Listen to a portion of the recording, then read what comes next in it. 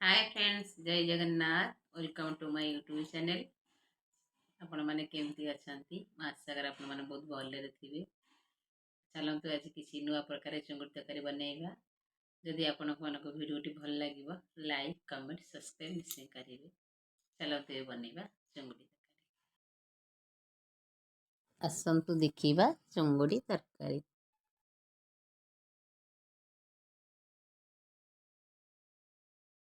चुंगुड़ी तरकारी पई किछि मो सामग्री नेइछि। टमाटर, कंचा लंका, ग्रीन मटर, चुंगुड़ी, धनिया पत्र, पियाज। तापरे आमर हैला आलू, कखारू, देसी आलू।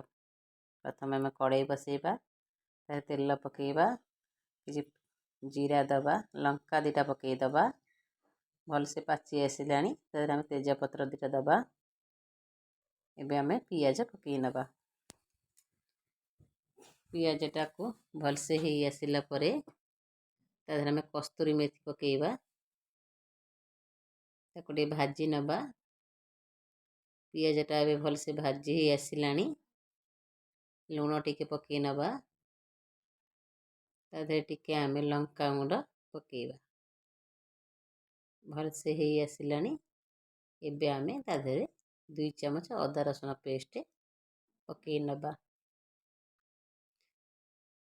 मसलाटा भलसे खेली सारा ही हलदी पकई नबा। तापरे आलू, देसी आलू, कखारू को भलसे तादेहरे पकई मिक्स करी नबा। ताको टिके माबे घोड़ी नबा। ताको पुणी थे टिके मिक्स करिबा। मटर दीटा पकई नबा। ताको एमे घोड़ी नहीं पुणी आउ थे मिक्स करी नबा। एबे हेई आसिलानी भलसे आउ टिके ताको घोड़ी नबा। मसलाटा भी हेई आसिलानी तादेहरे आमे टमाटर पकई दबा। टमाटरटा को टिके मिक्स करी आउ टिके ताको घोड़ी नबा।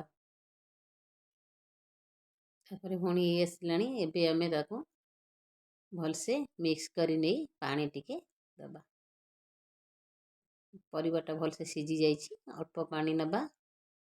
घोड़ी नहीं परिवाटा फुटी आसिलानी तरकारीटा। तादेहरे आमे एबे चुंगुड़ीटा को पकई नबा। मिक्स करी आउ टिके घोड़ी नबा। चुंगुड़ीटा भलसे हेई आसिलानी। परिवा गुड़ा सीझी आसिलानी भी। एबे तादेहरे आमे धनिया पत्र पकई नबा। ताको मिक्स करी नबा। तापरे आमे गोटे प्लेट को काढ़ी नबा। हेई गला हमर चुंगुड़ी तरकारी।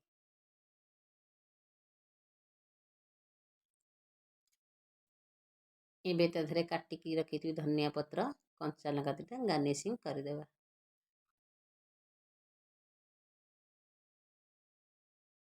प्रस्तुत हो जाइछि हमर चुंगुड़ी तरकारी। आपण माने याकू भात एवं रुटी परोटा संगे खाई परिबे। बहुत भल लागिवो। आपण मानक जदि ये रेसिपीटा भल लागिथिबो लाइक कमेंट सब्सक्राइब निश्चय करिवे। Thank you.